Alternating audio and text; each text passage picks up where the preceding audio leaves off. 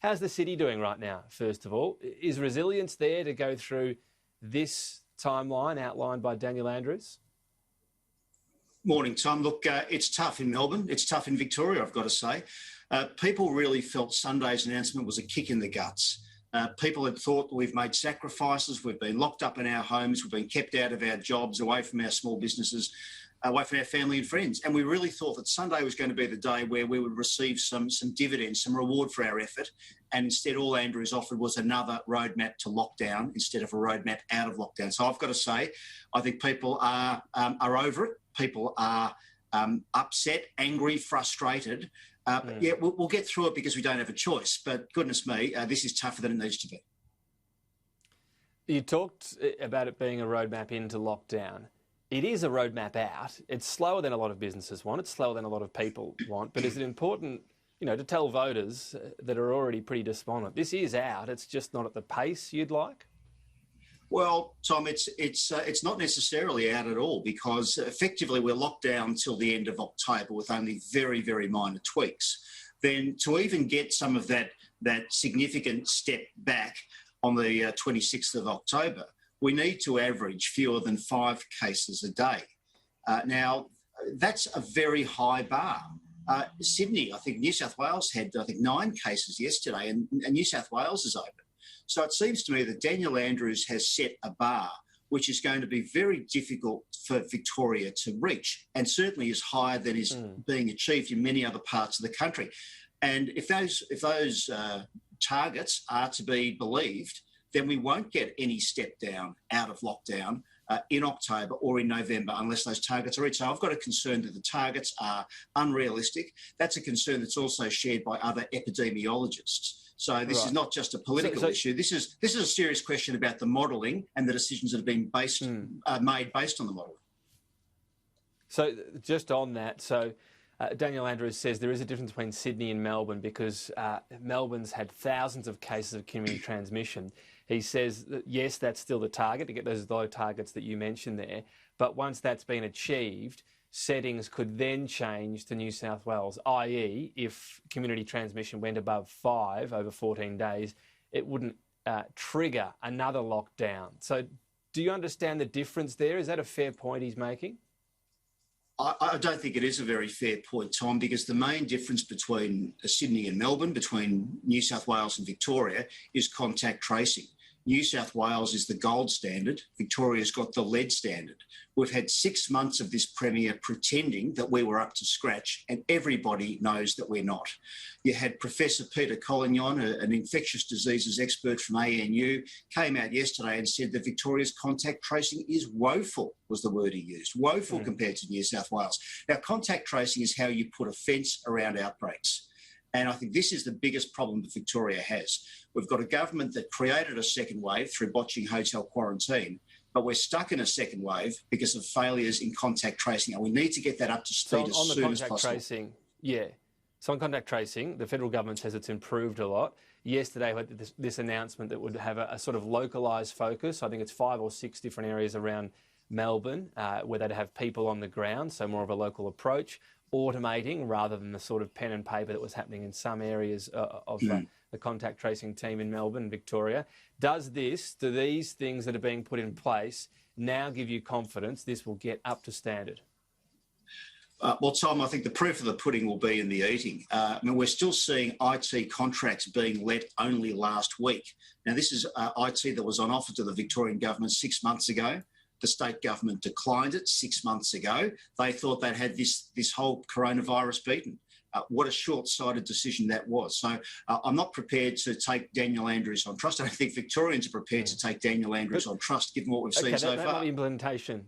But these measures, are these the right ones? Well, it's certainly a step forward, but is it up to the gold standard? I'm not sure that it is. And look, I am pleased to see that the state government... Well, I'm pleased to see the state government is now sending people up to New South Wales to actually see how it's done properly. My question is, why couldn't this have been done 6 months ago? Right, that's fair enough to ask the question. But again, what's missing from what's been announced? Is there anything you'd like to see that has not been announced in terms of improving contact tracing? Look, I still think we need more boots on the ground. And I made an open offer to the Premier months ago. I said, Premier, whatever resources you need to throw at this, you'll have mine and the Liberal Party's complete and absolute support. This is not the time to penny pinch when it comes to contact tracing. So if we need more boots on the ground, bring it. If we need better IT, bring it. If we need experts from other states or even around the world, bring it. There's nothing more important than putting a fence around this virus. The curfew in place at the moment, it didn't come from health advice. They were the words from Brett Sutton, even though he said he wouldn't be against having it, or he's not against having it, and he might well have adopted it. What's your reaction to that? Do you support the curfew in place at the moment?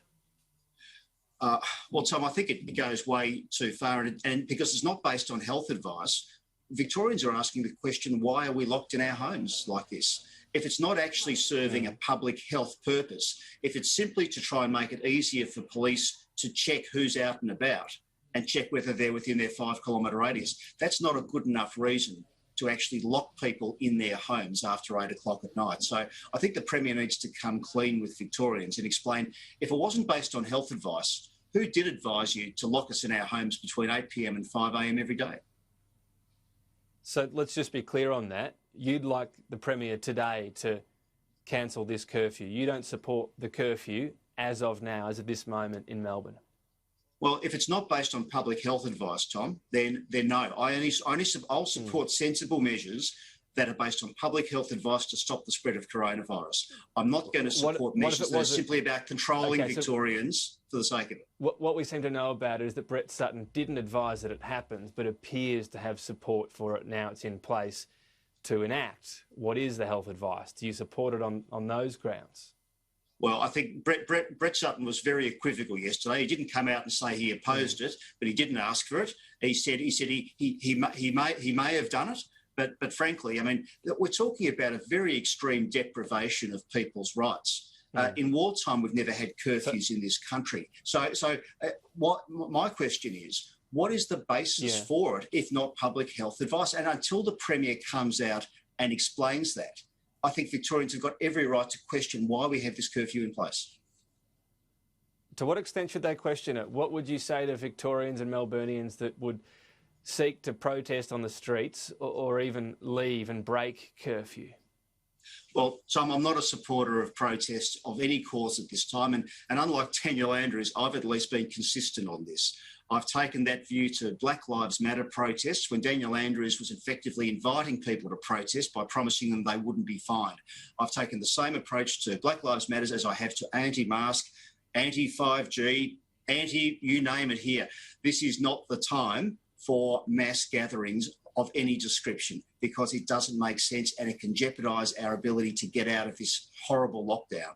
So my position is no, please don't protest in a mass gathering. Send an email, send a letter, make a phone call, but it's not the time for getting together on the streets because we just want to get out of this lockdown as quickly as possible. It's been a fast-moving thing. One of your own calls on June 16 was to open pubs and restaurants, albeit in a limited sense. We now know the second wave had begun by then. Was that a mistake in hindsight? Well, no, it wasn't, Tom, because the second wave never occurred because of pubs and restaurants. The second wave occurred for one reason and one reason only, and that is Daniel Andrews' botched hotel quarantine. The hotel quarantine exacerbated by those being open. Well, Tom, the hotel quarantine inquiry we've got at the moment has heard uncontradicted evidence saying that 99% at least of the coronavirus in Victoria is due to hotel quarantine. So it's not a question of should we have opened up a bit sooner. The question is why didn't Daniel Andrews accept the offer that every other state did to use the ADF or to use Victoria Police to secure their own hotel quarantine? Why were the only ones who used untrained, unprofessional private security? No, I understand that. I do understand that, but you still think it would have been the right time to open pubs and clubs. I understand where it broke out from, but whether or not it could have been exacerbated if pubs, clubs, cafes, restaurants were all open at that time. We now know the second wave was starting then. Well, Tom, our calls were based on what was happening in other states because other states had defeated the first wave. In fact, Victoria had defeated the first wave as well. We had completely eliminated coronavirus from Victoria. So our calls for a sensible reopening in line with what was happening in New South Wales were simply based on the assumption that Daniel Andrews wasn't going to import a second wave. Well, if you want to criticise on June 16, though, was it? Well, it was effectively eliminated. We had lower rates than many other states, but we still had more restrictions than other states. So what we were calling for was particularly in hospitality, where they have COVID-safe work plans, and we weren't calling for a free-for-all, Tom. We were calling for a sensible easing of restrictions in line with what was happening in New South Wales. Now, that was an entirely correct call, because nobody could foresee that Daniel Andrews was going to import a second wave of coronavirus to this state. Michael O'Brien, appreciate your time today. Thank you. Thanks, Tom.